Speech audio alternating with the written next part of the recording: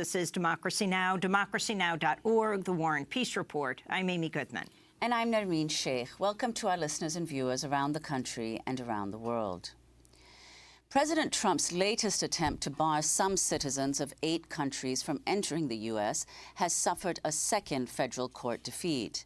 On Wednesday, U.S. District Judge Theodore Chuang of Maryland ruled Trump's own words helped convince the judge that the latest policy is, quote, an inextricable reanimation of the twice-enjoined Muslim ban and is likely to be found unconstitutional.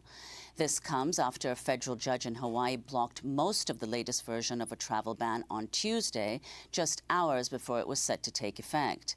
U.S. District Judge Derek Watson had previously blocked plans by the administration to ban refugees and travelers from 6 Muslim-majority nations. This week, he ruled the latest ban, quote, plainly discriminates based on nationality in violation of the law as well as, quote, the founding principles of this nation. The revised ban removed Sudan from the original list and added the countries of Chad and North Korea and some government officials from Venezuela. The new order also includes restrictions on citizens from Iraq, as well as all citizens of Iran, Libya, Syria, Yemen, and Somalia. Both the Maryland and Hawaii orders will allow a ban on some North Koreans and Venezuelans to go into effect. The Supreme Court was scheduled to hear arguments this month on an earlier version of a travel ban, but canceled the hearing after Trump issued new restrictions. The White House has vowed to appeal the latest ruling. For more, we're joined by Bahar Azmi, who is legal director of the Center for Constitutional Rights. Welcome back to Democracy Now!, Bahar. Explain what just took place.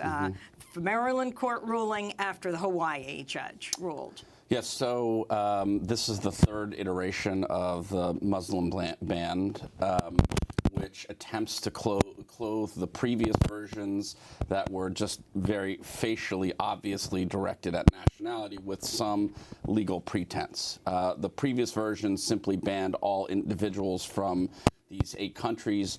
This version had a purportedly neutral rationale, that is, these are countries who share insufficient security information with the United States. But these 2 courts saw through that rationale and agreed that the threat of discrimination from the first to the second to the third is still intact. Well, let's go to Attorney General Jeff Sessions speaking on Wednesday. He defended this third travel ban of the Trump administration. The Department of Justice is resolutely focused on dealing with the terrorism threats that we face. They are real. The military tells us they can expect not a reduction after ISIS is defeated, but maybe even an increase in attacks.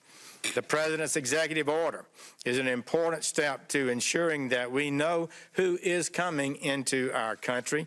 It's a lawful, necessary, and order that we are proud to defend. And indeed, most may not know, the Supreme Court has already vacated one court's injunction against that order, and we're confident will prevail as time goes by in the Supreme Court. So that's Attorney General Jeff Sessions speaking Wednesday in defense of this ban.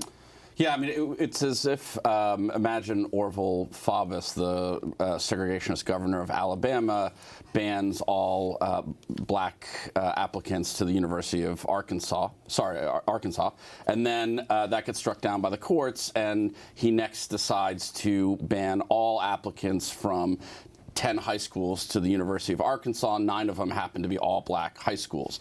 No court would accept that as reasonable or non-discriminatory, and that's what we have in the case of this latest version of the Muslim ban. So explain what happens now with these 2 federal courts, one in Hawaii, and I couldn't help think about Hawaii being one of the judges that struck down the ban because of what Jeff Sessions famously said on a right-wing radio show. How is it possible that a man on an island in the Pacific can stop the President of the United States? Yeah, which speaks to the general insufficient regard that Jeff Sessions and the Trump administration have for democracy and constitutional principles. So no doubt the government will attempt to appeal these injunctions, but the courts of appeals in governing both of these district courts have previously upheld the prior injunctions. So they probably won't have much success in the Court of Appeals and will ultimately seek review in the Supreme Court. But the justification, of course, that the Department of Justice has given is that the countries now listed on the ban are listed because an extensive intelligence sharing evaluation that the U.S. undertook in all of these different countries concluded that these countries don't have sufficient restrictions in place, and that's why the countries were selected. So, in fact, it has nothing to do with Muslims or anybody else. Yeah, that's the justification, but I think it speaks to the lack of credibility that this administration has. I mean, had this been enacted by the Bush administration or the Clinton administration, given the traditional deference courts give to executive branch officials in the context of immigration, you'd expect courts would step back. But this is just utterly implausible as a national security justification, given the way it simply reanimates the prior obvious discriminatory actions the government took, and given the sort of lack of a sufficient national security rationale once you scratch below the surface. I mean, we already investigate these countries. It's not like there aren't national security protocols in place when someone applies for a student visa from Iran. So it's simply a reanimation and speaks to the lack of credibility that this administration has in the realm of constitutional law. I wanted to turn to another issue, but it deals with refugees. A federal judge on Wednesday ordering the U.S. government to allow an undocumented immigrant teenager in custody in Texas to have an abortion. The judge said she was, quote, astounded that the Trump administration was trying to block the procedure. The ACLU, which filed the lawsuit on the teenager's behalf, said the 17-year-old girl, who's living unaccompanied in a refugee settlement shelter in Texas, had been granted permission from a judge to terminate her pregnancy, but officials with the Department of Health and Human Services and other agencies refused to transport her to a women's health clinic for an abortion. The Justice Department, which is defending the Health and Human Services Department, has not commented on whether it will appeal the ruling.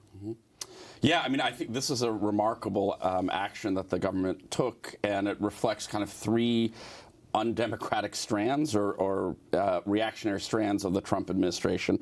First, the de facto attempt to block a court order by not allowing this young woman to access what the court authorized her to access, by not letting her out of the jail. Second, a deep antipathy to migrants and undocumented migrants or refugees.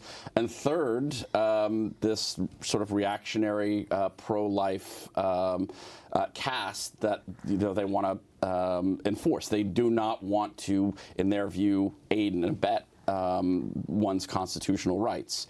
And this is Jeff Sessions at work in all three dimensions. Well, before we conclude, Bahir, I wanted to ask you about because everybody has pointed to the fact that both the Hawaii and the Maryland ruling, the injunctions placed on Trump's third version of the travel ban, are, number one, partial bans, and that they're quite distinct from one another. So what are the differences between them, and what do they still allow to go into effect? Is it just that it will apply to citizens of North Korea, officials from Venezuela, and citizens of North Korea? Yeah, I mean, I think, in short, I think they're far more similar than they are different. Both allow the restrictions to remain in place in North Korea and Venezuela, because those weren't meaningful restrictions anyway. The Maryland ruling is a bit narrower because it only protects those who, quote, have bona fide connections to the United States.